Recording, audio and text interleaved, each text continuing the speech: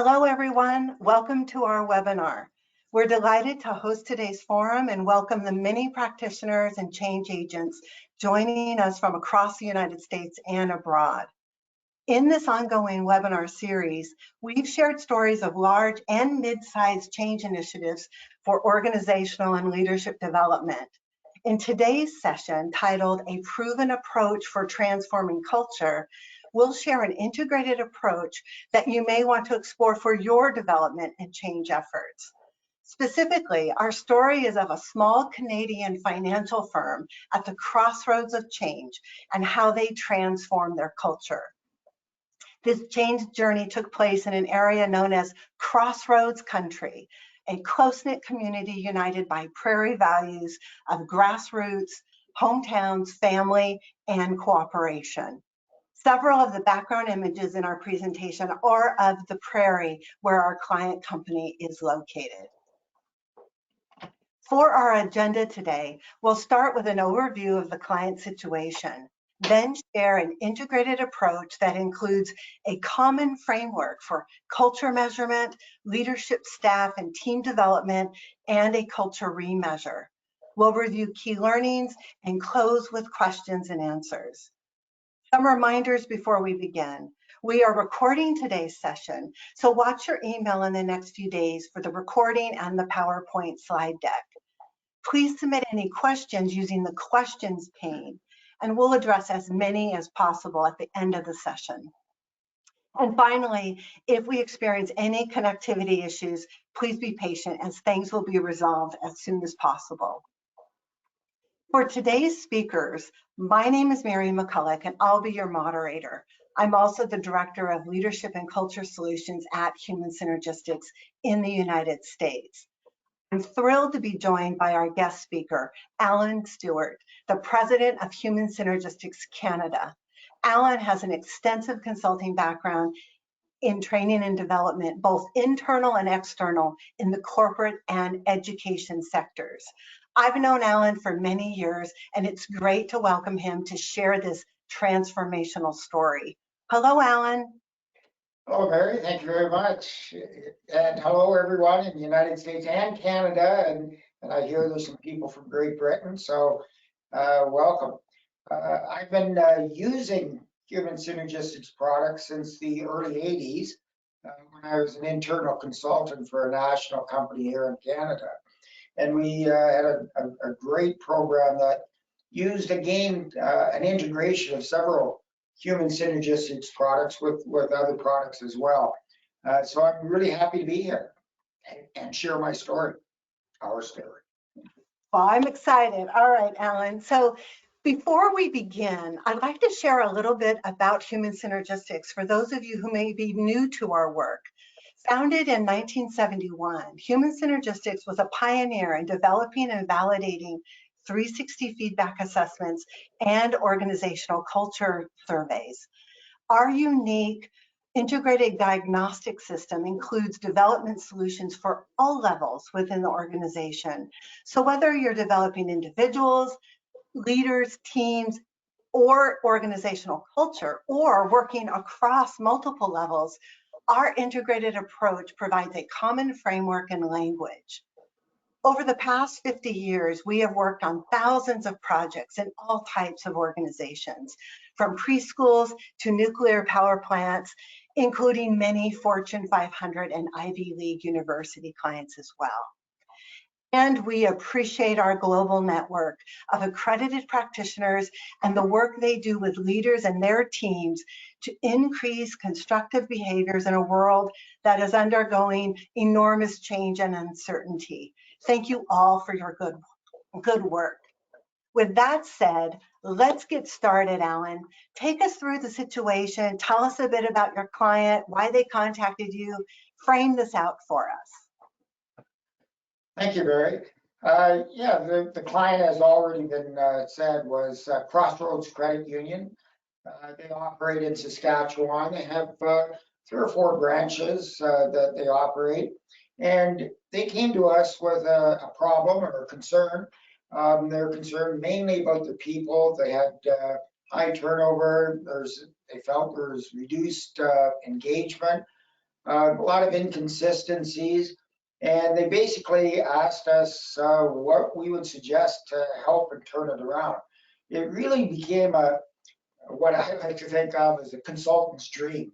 It was the dream situation where the client had problems and they were not only willing to seek us out to help them solve those problems, but were very willing to listen to our solutions and go along with them. I'm sure a lot of you have come across situations before where your client has said, yeah, we've got this really big problem, and you provide them with a solution and they say, well, we don't think that'll work. And you're going, well, okay, why did you ask? But this, the folks at Crossroads Credit Union were just fantastic.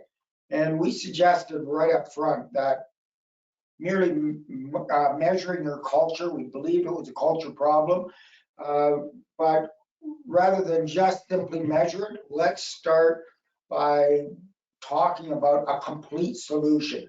How are we going to change it? And a catchphrase I like to use is, I'm sure you're not as interested in measuring your culture, you really came to us to help change your culture. So we used an integrated approach, and Mary, I think you've got a slide to show what sort of products we use. There you go. So we started off, and some of these steps overlapped, but it helps to conceptually realize that we started off with a culture measurement, but at the same time, we also talked about leadership development because, as you know, the leadership skills and practices of the leadership team is really what drives culture and sets it up. So we knew right off the bat that we would want to do some leadership development, and so we measured it.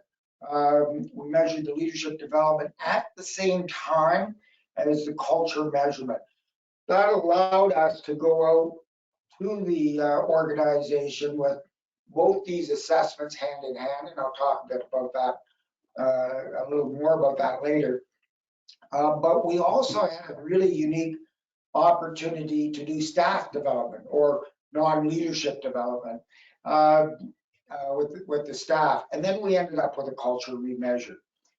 Very important to remember that we were, with this integrated approach, we were using human synergistics products that were based on the Circumplex. So whatever we were talking about, whether it was group development, individual development, leadership development, or culture development, we're all focusing on the Circumplex. And so it makes it very easy for participants, leaders included, to draw the dots and connect the dots. So yeah, Mary, why don't you explain a bit about the Circumplex? Great. Thanks, Alan. I'll do that. So as Alan mentioned, the foundation of this integrated approach is our human synergistic Circumplex. And this Circumplex provides a way to see what drives organizational effectiveness and performance. The Circumplex breaks down the factors underlying performance into 12 styles of thinking, behaving, and interacting. It reveals styles that are more effective and productive, and it also reveals styles that are less effective and less productive. The 12 styles are grouped into 3 clusters. Let's go through those now. The blue constructive cluster includes styles that lead to effectiveness and sustainability. These styles are positioned at the 11 o'clock and 2 o'clock positions, if you think of a clock, and include achievement, self-actualizing, humanistic encouraging, and the affiliative styles. The next cluster is the passive defensive styles, and these styles lead to ineffectiveness and vulnerability, and these are positioned at the 3 o'clock to 6 o'clock positions and include approval, conventional, dependent, and avoidant styles. And then the last cluster is the red aggressive defensive cluster. And these include styles that lead to mixed performance and often volatility. And these styles are from the 7 o'clock to 10 o'clock positions. They include oppositional, power, competitive, and the perfectionistic styles. Now, each of these 12 styles are normed, and the median or average score is at the 50th percentile. So as you see those concentric rings on the circumplex, it's the third ring from the center. You can see it's a little bit bolder. That is the 50th. So what that means is any scores above that are above average, and any scores below that per style is below average. Now, our research confirms that higher levels of performance and satisfaction occur when these constructive blue styles are above the 50th or above average, and when the passive and aggressive defensive styles, these are the green and the red styles, are below the 50th percentile. So whether you're looking at organizational culture, teams, or leadership results, aiming for high constructive scores and lower defensive scores will achieve greater levels of effectiveness and performance. So with that brief overview, I'm going to hand it back to you, Alan, to share with us about the culture measurement. Okay, well, thank you very much. Great interpretation, Mary, for those of you who've never heard of the Circumplex before, but I'm guessing most of you have. So we started off with, as I mentioned earlier, measuring their culture. We measure with the culture, we measure the current culture as it exists, and we get everyone in the organization to complete that. But the OCI also, to get a full report, we also measure the ideal culture. And then you see in your report the gaps. I like to do something that's a little different with the OCI ideal. And I've corrected this or developed this over time after talking to thousands of people about the culture and what it means, etc. So what I do here is I strongly encourage the senior management team only to complete the ideal. So the senior management team completes the current plus the ideal. Everyone else does just the current. This gives me, as a consultant, a great tool when I go in and I start debriefing, because every company, every industry believes that they are unique. And as soon as they start seeing some results, they start to ask, well, you want us to change our culture, but we're different from every other organization. So your view of what is the theory for us to be effective may not apply. At this point, I'm able to smile and step back and say, I don't want you to go where I'm telling you to. I want you to go where you, the senior management team, the people in this room, are saying, this is your ideal culture. This is the culture we want in order to be effective and in order to maximize our performance and maximize our employee engagement. So by doing that, it eliminates a lot of arguing around, well, what is ideal for us and what isn't, et cetera. And of course, we also measure some outcomes. Very important to focus on those outcomes and be able to draw back the cause and effect of culture by pointing at the outcomes. Because in reality, most CEOs could care less about culture, but they do care about the outcomes. And we measure some very important outcomes, as you'll see in a minute. So as you'll see in the next slide, leadership development. So we have planned this ahead of time before the dust had settled on their actual culture and what they're going to do. We had already picked a date and time that we were going to travel out to beautiful Saskatchewan. I will tell you, you saw the picture of the path in the previous slide. It didn't look anything like that because we went out in the middle of winter and it was nothing but snow and ice everywhere. But be that as it may, we really enjoyed our trip out there and being out there as well. So we'd already planned a 3-day leadership development program. So let me just clarify, all the leaders for the organization were in this session.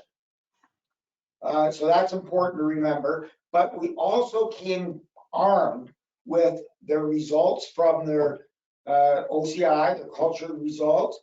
We also had their leadership work styles results, including a composite of what the leaders, both the self and the 360. So we were really armed with 3 pieces of data and information.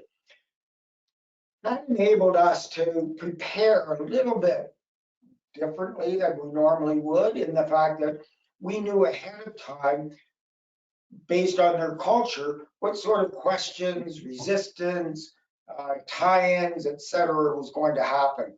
So I always look at those first before I go into a session and just picture in my mind what is, for example, a path to defensive culture. How are they going to react to the data? How is an aggressive defensive culture going to react to the data? How is a constructive culture going to react? And then I change my message, if you will, or my teaching style just subtly to help that process go along. So over the 3 days, we started off with team building, and I'll address that, well, all of it a little more right after this. Then we launched into culture, teaching them about culture. Then we shared the culture results with them. So keep in mind that we're now talking the morning of the 2nd day before they get to see their culture results. Everyone was, thinking that they'd see it right off the bat. I would say, here you go, there's your results now, let's get to work. But that wasn't the case. Then we did leadership, the 360s with using the leadership work styles.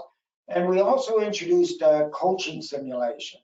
And there'll be more on that later. But let's talk about the desert survival, Mary. So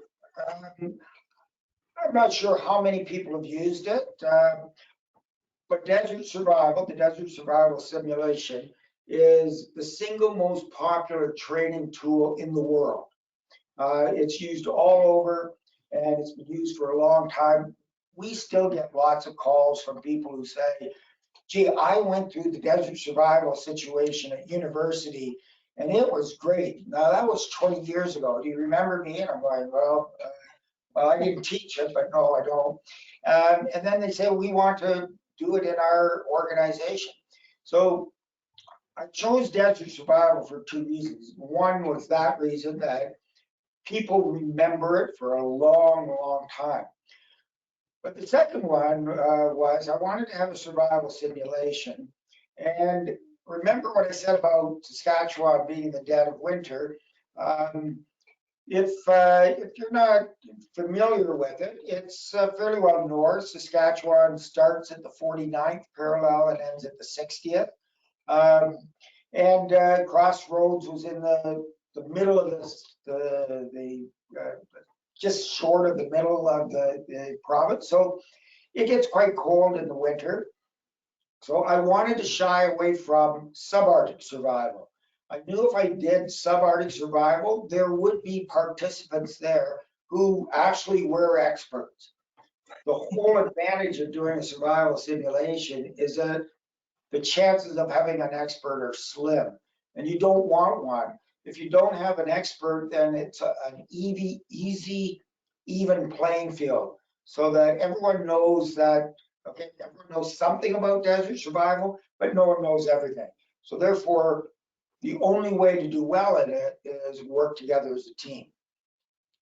The 2 circumplexes that are shown are the group styles inventory. So we followed up survival with the GSI, or the group styles inventory. And here's some results of research that has been conducted by Human Synergistics. The Circumplex on the left, the 10 effective groups, those are groups who had a gain score. So they actually proved that team building does work. So those are 10 that had a gain score, and on the right are 21 groups that had a lost score. In other words, their average individual score was better than the team score. The resources they had going into it were not utilized. So the other big advantage of introducing the GSI at this point in time, keep in mind, this is the first time these people will see the Circumplex. They're also, the next time they see it, they're going to see their culture results, and then they're going to see their individual results. Those can start to be very, very personal, and you will find some people will take them very personally. And if that's the first time they've seen the Circumplex, they're not only taking it personally, but they're also wondering about the definitions. So I like to start a session with the group styles inventory immediately following the desert survival, just because it's a safe introduction to the Circumplex. No one's got their ego on the line. They're just sitting back and watching and learning about it. And if you follow it with something like desert survival, which is a fun exercise that they're going to remember, it's a very nice introduction into the Circumplex and human synergistics and what we're going to do coming up in the future. Here's the really exciting part. When we looked at their, I think there was about 5 or 6 teams. When I looked at their individual team results, so the team results, I walked around the room, I walked around and looked at them, and I thought, okay, I've seen a pattern here. I have a hunch that when we average all these together, we're going to come up with some really startling information. So that night we did that. We took it, and I had an assistant working with me, and I got him to do all the math, and we came up with a group circumplex of the groups. So a single circumplex, which basically demonstrated how all the groups work together. It was spooky how close it was to the culture of the organization. Very, very close. And that really made me happy because I knew my job was going to be a lot easier now, because I was able to say, remember how we did on the desert? Well, here's why. So we then, after that happened, so this is mid-afternoon of the first day, we launched into the culture journey experience. This is a relatively new product for human synergistics, and I find it fantastic. Whenever I go to debrief or am asked to debrief senior executives on culture, one of the biggest hurdles that I have is to helping them understand what culture is, because they will all have an idea of it, and for the most part, that idea is mistaken. So everyone has a misconstrued idea of it, as often happens when something becomes a popular HR topic. This exercise helps everyone understand at a real gut level what culture is. And that's extremely important going through and having executives understand at that gut level what culture is before they get the results. Then they are able to sit back and say, ah, yes, I get it. You'll see a bunch of characters on there. I know it's small, but there's some bubbles going up, and those are thought bubbles or statement bubbles. And it's amazing how many people in the audience, how many participants will say, yeah, well, that happens in our organization, or that happens in ours, and how often you see that one. And they start smiling, but you know that they're starting to understand culture. So let's see what the results are. So remember, we knew these results. When I say we, I mean myself and my colleague knew these results before we got on the plane to go out there. As you can see, the predominant cluster is passive defensive. And the, or just switch one to the, hang on, so you'll see their dominant style was conventional, 4 o'clock conventional. That was at the 83rd percentile. That means that this organization is more conventional than 83% of all organizations. I like telling the percentiles or explaining the percentiles that way because it really puts into perspective the challenges that they're going to have ahead of them. And the beauty of the percentiles and seeing those percentiles is they not only know that now they're a passive defensive culture, but they know how bad the situation is or how passive defensive they are. And on average, it worked out to be about the 77th percentile as an average for the passive defensive styles, which one interpretation, which makes statisticians really shudder when I say it, but in one way, it means that they are more passive defensive than 77% of all organizations. And that's usually at the very least, probably a lot higher than that. So we're armed with that, but the great thing was I was able to show them their combined group styles inventory, which was showing basically the same thing, passive defensive results, which means that taking that a step further, their team building skills or the group problem solving skills, which was shown and demonstrated using the desert survival, was at jeopardy and not nearly as effective as they could be or as the average organization because of the way the groups work together, which was obviously because that's the culture of the organization to work in passive defensive ways. The really great news of this was on the right, the ideal culture. That is an ideal culture. So it shows me or told us that, hey, the leadership team, remember, it's the leadership team that completed it. The leadership team understands what their culture should be. So we can immediately see the dramatic difference between the two, but it also shows the amount of work and ahead of them. Okay, so let's look at the outcomes. And this is one slide that the 3 sets of outcomes that we measure are employee engagement, quality of service, and rule clarity. Just to show you, the light blue was their scores. The gray is the average of our data bank, and the dark blues are the average of constructive cultures. So we call that the constructive benchmark. You can see we're below the constructive benchmark. In every case, this was employee engagement. So in the 3 measurements of employee engagement, we're below the constructive benchmark as we would think. But we would also expect, remember, the culture drives these outcomes. So the culture should be able to be used as a predictor of employee engagement, plus quality of service, plus role clarity.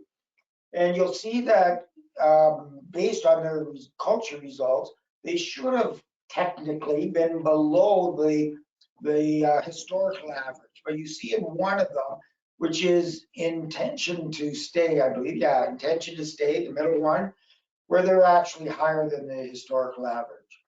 And I think that's a result of the sense of community and commitment to the organization that they have.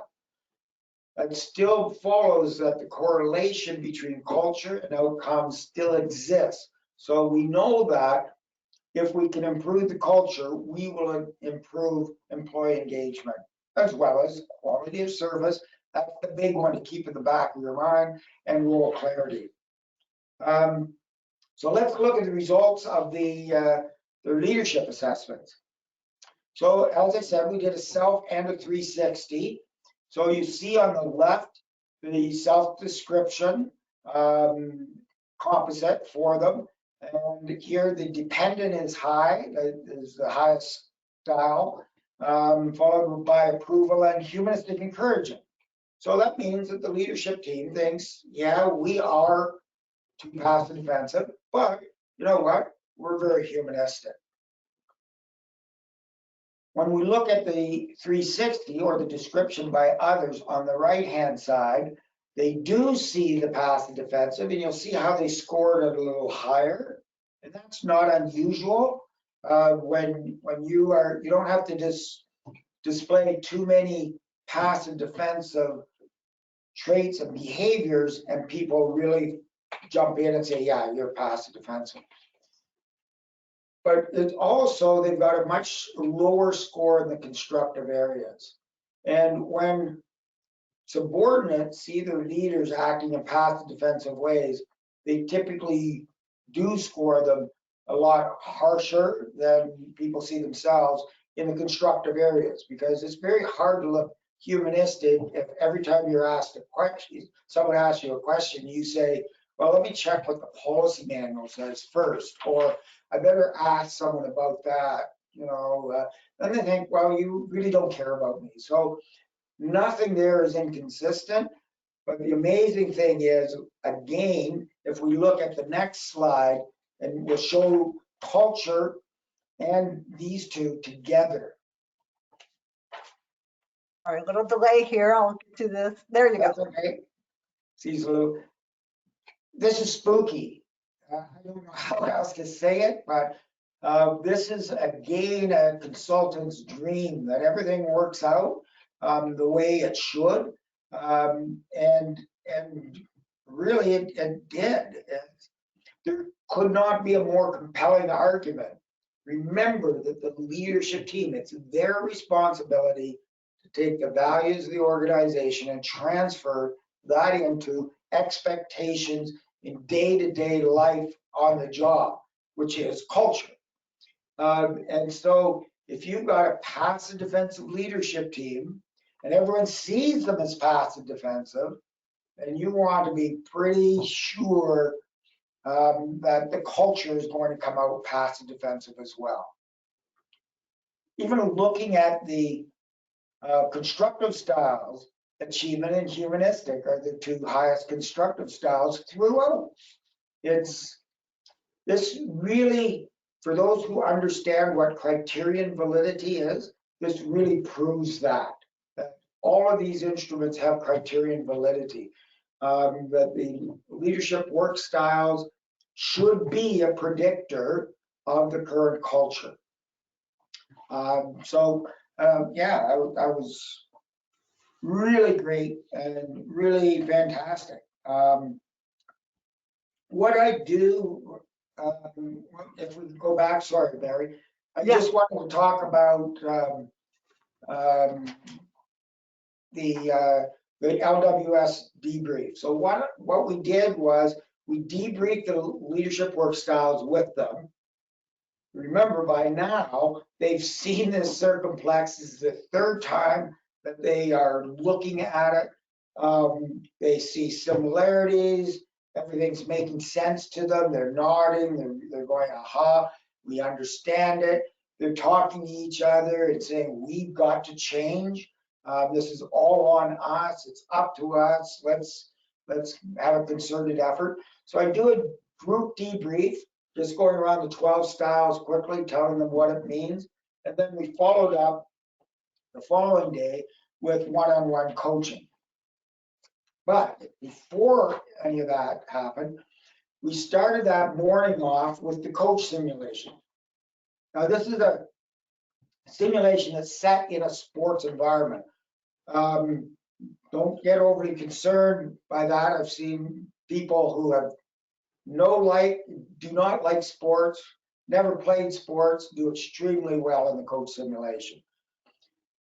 So it is very generic from that point of view. The great thing about the coach simulation is that you pick out 55 statements, value statements, behaviors, etc., which ones you agree with or which ones you would do in a sport setting. Each one of those statements is connected to a style. So when you see your result, you also see that what style you are using from the Circumplex, what style you are using predominantly throughout. So it serves sort of as a reality check, especially for those people who say, well, no, I'm not that way. Or, I can see that I'm that way, but I don't see that that's a problem. That's really a difficult argument to get into as a consultant. The coach simulation makes it very easy because then you can say, well, we're seeing it here as well, and look at the experts' comments on each of those styles that you use that's actually showing up now. The other great thing about the coach simulation is that it has a lot of references from very well-known, well-respected coaches throughout the world, mainly in the United States. So there's basketball coaches, football coaches, some baseball coaches, and that again helps you with the leader who says there's nothing wrong with being too competitive. You can never be too competitive. And then all you have to do is show them what their favorite coach says about being too competitive and where that can be a problem.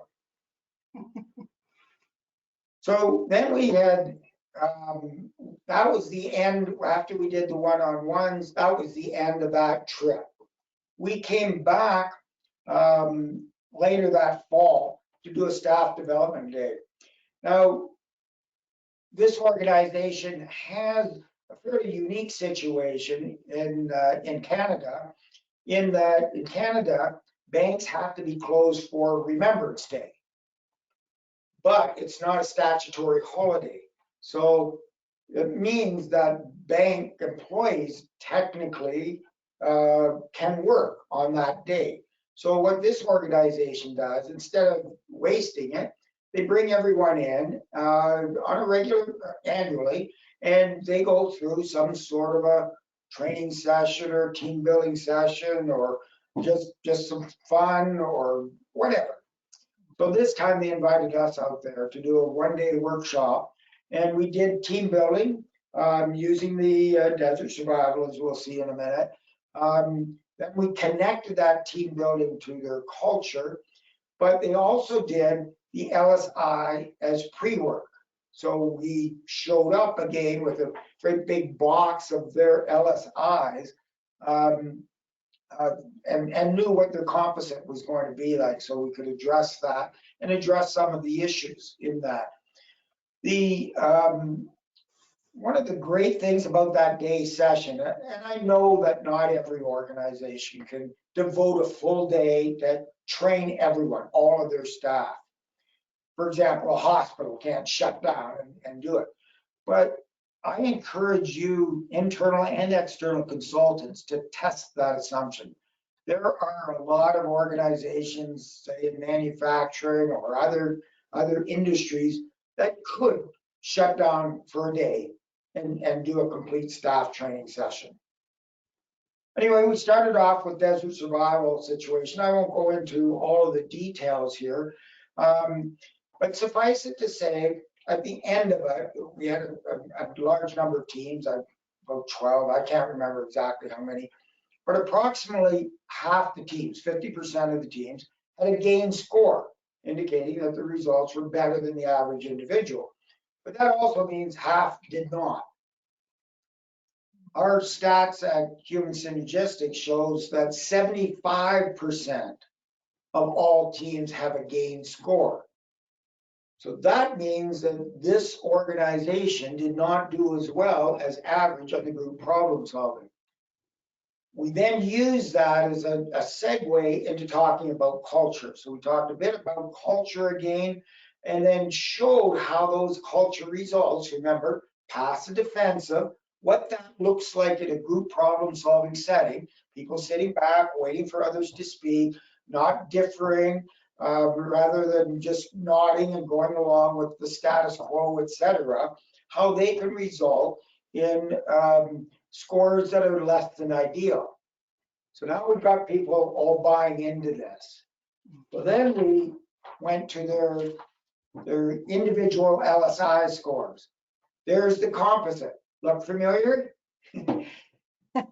Everyone's saying, yes, this is it. When I get a brief tie-in how this should be expected, because when we're measuring culture, we're really measuring the combined attitudes, values, beliefs, behaviors, expectations, if you will, of everyone in the organization. So we would expect to see them that they are similar to the culture, and indeed they were. And again, you could see the lights going on around the room as people are going, yeah, this makes sense. Okay, yes. And what can we do about this? Remember, we saw this composite before we went out. So we knew that there was going to be a request for one-on-one sessions. We couldn't really book in time to put everyone through a one-on-one session because there was only 2 or 3 of us there.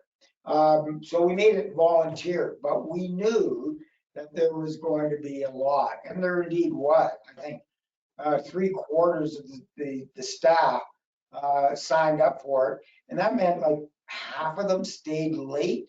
So we were well past the finish time. People are going home, but there's still lineups for the one-on-one session. So we got through them all, and then drove back in the middle of to our hotel in the middle of a Saskatchewan winter night. So that was great. The next question is, we've done everything we possibly can. So now it's time to remeasure and then compare the time 1 versus 2. So basically, did our work pay off? Let's see. Drum roll, please. So Alan, I'm just going to insert real quick here to just clarify. So you had done the initial culture measurement. You'd Yes. conducted both the leadership and the staff development sessions. And then the teams in the organization worked for 2 years before you decided to embark on the culture remeasure. Is that correct? Yes, thank you for that clarification. That's exactly right. It was almost 2 years down to the day. And this was at both their request and our suggestion. The staff development day actually didn't take place for the first year. So by the time we got the results, went out, did the leadership, and then we said, okay, there is a staff development day. I think it's worth it. Let's do it. And that was in November. So then they wanted to work on it with all of the training that had taken place. They wanted to just watch it work and sit back and see it before we went into remeasure, which almost 2 years to the day. That's great. Well, let's see how they did. Tell us a little bit about this, Alan. Well, the graphs speak for themselves. So on the left-hand side, you see the current culture in 2018, and then you see it again in 2020. The differences were fantastic and dramatic. And we got lots of comments on their a separate survey to see how they're doing. Lots of positive comments that they shared with us.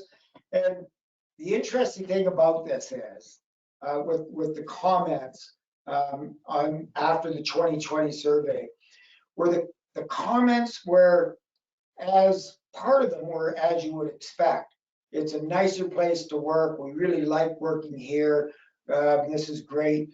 But there was a significant portion of comments from the staff commenting on how successful the organization was being, that they were having increased revenues, they were having increased clients, the size of clients' portfolios was increasing. I found that very exciting and interesting because realistically, in passive defensive cultures, people don't care as much about the organization. They're looking to survive. So it's difficult for them to connect dots between what I do today and whether that's going to be successful. But these people were showing in that survey, which was just an open-ended question survey, that they really, really cared about the organization and actually knew what was going on. That is a primary sign of a constructive culture at work. You can see that it's still a little shy from their ideal culture that they want to attain, but we're now looking at to upset the statisticians in the crowd. The average constructive score was around the 77th percentile. Remember before on the left, the average passive defensive style is at the 77th percentile. Now, and I didn't do the math, but it looks like they're averaging around the 25th percentile now. So a fantastic turnaround. So fantastic, you can call it a reversal. And on my notes, I've got ta-da. So this is amazing in what, 2 years, amazing. Yeah, this is what every consultant, every internal consultant, everyone in HR wants to see, is this sort of a dramatic result. And as we go forward, just keep in mind the amount of time and effort that they put into it. 3-day training program for every leader and a full-day program for every staff member. Keep that in mind and the time and effort. So here we see, this is in the time 1 versus time 2 or culture change slide deck that you can get from Human Synergistics. We all saw that every style improved, and that's indicated by the check marks. For those of you who can see this, you see the check marks, but you also see the percentile style change that's given there as a numerical value, but then after it is those little asterisks. What they tell you is the significance. So when you see 1 asterisk, that means that we're pretty sure that the change in this style was significant. 2 means we are very sure that the change is significant. And 3 means we are positive that there has been a significant change. And that's important to remember because anyone can look at the 2 circumplexes and see that they're different. They're bound to be different. But in your own projects, you need to really pay attention to these asterisks as a consultant, because a lot of times you'll see what looks like an improvement, but with no asterisks. That means that there wasn't a significant change. The significant change takes into account not only the average shift, but how many people shifted.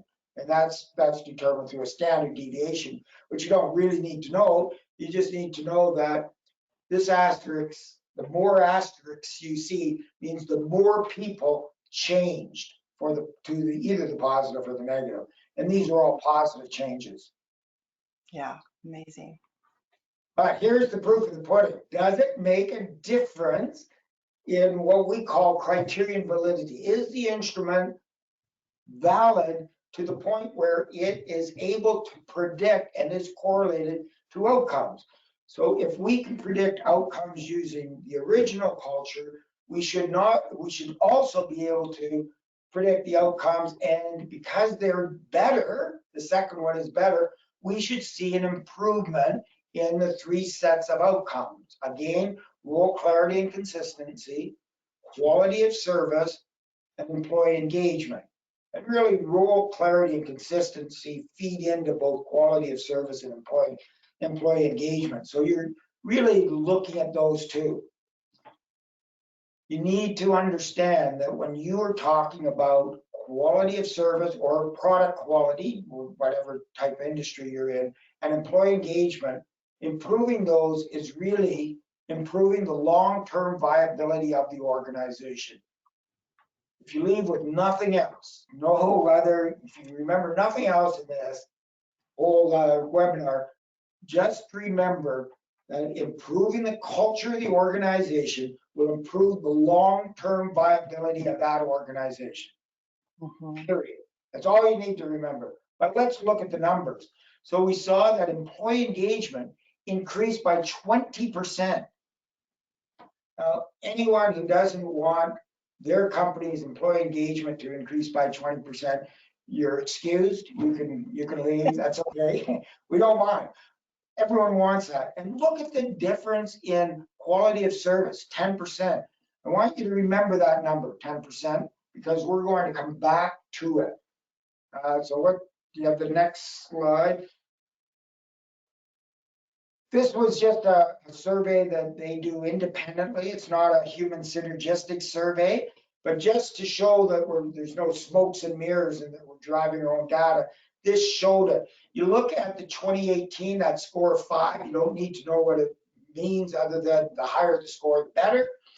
But their score of 5 had been, they told me, quite consistent for a number of years.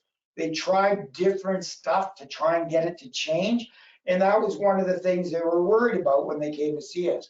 It jumped right away, almost doubled by 2018 or 2019, and they were quite pleased with that.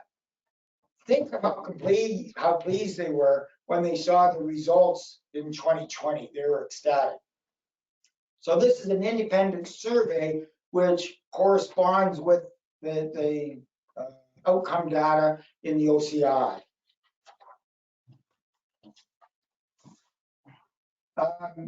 So here's some of the stronger comments. As I said, there was a whole list of comments, all positive, and people talking about, again, remembering they're talking about not only their personal feelings about it, we feel better, we feel happier, we're more engaged, but also talking about the numbers, that they really want to see the organization do well, and they got it. Look at the numbers. They full relationships by 14.89%. Well, that person, whoever wrote that comment, was paying attention at the staff meeting to be able to get it down to that 2 decimal points of how they improved. But look at in 2 years, we grew 9.3%. Is that a coincidence, that 10% improvement in client services that we just saw? I don't think so. It's transferring the improvement in client service into a reality that they increased they grew by 9.3%. And full relationships, I believe that is getting people to buy complete packages of goods that the credit union sells, and any financial institution sells, RSPs and the whole package. I believe that's what that 14.89%. To improve and increase that. But just some fantastic comments there. So the key learnings, I hope one of the things you take away from this is the value of an integrated assessment approach, and not just combining lots of different products, but combining products that have a similar grounding in what we're measuring. So people were able to see, for example, someone who's very conventional as a leader can see, okay, I'm a conventional leader. It showed up in our group problem solving session that there was conventional behavior there, which shows up as conventional behavior in our culture and conventional expectations and how we're supposed to act and behave, and it shows up in our staff. So I have a problem with conventional. So it really connects those dots for people. It really shows the importance of beginning with measurement. We're not only able to prepare, but we are able to say to people, okay, here's your results. Remember what their results were saying. You are basically more passive defensive than 77% of all organizations. They're more conventional than, I think it was 83% of all organizations. by starting with that measurement, that's what helps adults learn. And then they also get their own results. Now they've got a reason to pay attention. Keep in mind that how involvement reinforces the engagement and learning and the buy-in, how all of those interconnect. The important thing that for the people who are holding on to the purse strings is, what is our financial payback for investing all this time and money in training and development, measuring our culture, et cetera, et cetera. That's where those outcomes and showing those connections or correlations to those outcomes is so important. And of course, remeasurement is essential, because we can sit back and go, oh, I told you so, which is exactly what I'm doing now, right? That's about it. I think we want to talk about some Q&As. Yeah. Well, first off, thank you, Alan, for sharing that story and some of the details. We have gotten a number of questions. I know we have a little time left, so let me pose a couple of these questions that have come in. So one question was, what were the main actions that contributed the most to such positive culture change? I think the biggest one was the leadership work styles. Remember, those results were very similar to the culture. So basically we had them at that point in time, because I can talk till I'm blue in the face, constructive blue. I can talk until I'm blue in the face about how the leadership team, their styles, their thinking styles, the way they think about themselves, other people, and the organization and their job drives the culture. But having that piece of information right there in front of them created a big aha moment. And of course, it was reinforced by the group style scores as well. Great. How did they have action plans? Because I know there was an element of a train the trainer aspect too. Do you want to speak to that briefly? Yeah. Thank you very much. I sort of skipped over that. That was done right after. So they went on their culture journey. Day one, they got their culture results on the morning of day two, or no, end of day one, regardless. But then we went through a quick debrief, what this is telling you. And at that point in time, we started with action steps, and we started discussing them. And that was very, very important. And thanks again for bringing it up, because I shouldn't have overlooked it. When you do action planning, when the company does it on their own, it's easy for them to fall into quick fixes, quick climate fixes. So like, I think we all need new chairs. And everyone goes, yeah, that's great. And someone else says, I think we should have a party once a year, spend more money on the Christmas party. Those are all well and good, but they're not going to change the culture. So starting on action steps while we were there enabled us to say, that's good, but that's not going to change your culture. Let's look for things that are going to change your culture. Then we started talking about motivation, reinforcing positive behaviors. What does that look like? And what are the pitfalls of doing that, et cetera, et cetera. So we started that process then. And then they had a culture change team that really took the ball from there and started saying, okay, what else can we do? We also had the culture change team in on the training. And then there's a couple members that joined later that they also called and asked for some training. So the culture change team knows what culture, knew what culture was all about, and knew what factors needed to be tweaked to change it. Great. So I know we have about a minute left here, but I have one final question. I want to see if we can squeeze it in. I think it's a good one, Alan. Why measure culture if we already use an engagement satisfaction survey? Very good. Remember that culture drives engagement. All right. So you can use culture to predict engagement. I tell clients that, if you're doing your culture, you don't have to have engagement questionnaire or do that, because I can predict what it is based on your organizational culture. But be that as it may, a lot do it. When you end up with a climate survey, and I used to work with climate surveys when I was working in the private sector, that was one of my jobs, look at it and decide how to change it. When you look at it, it's too easy to change. It's very difficult to change engagement, because when people are upset, they cannot always put the finger on what they're upset at. So it makes it very difficult to change that. So by focusing on culture, changing the culture, we know we're going to change the engagement. By trying to change engagement items, you don't know whether you're really changing it or not. And I've seen personally surveys where the group decided, well, we've got to put in a new office furniture throughout, because everyone's complaining about the rickety office furniture and it's crap and we're crowded, etc.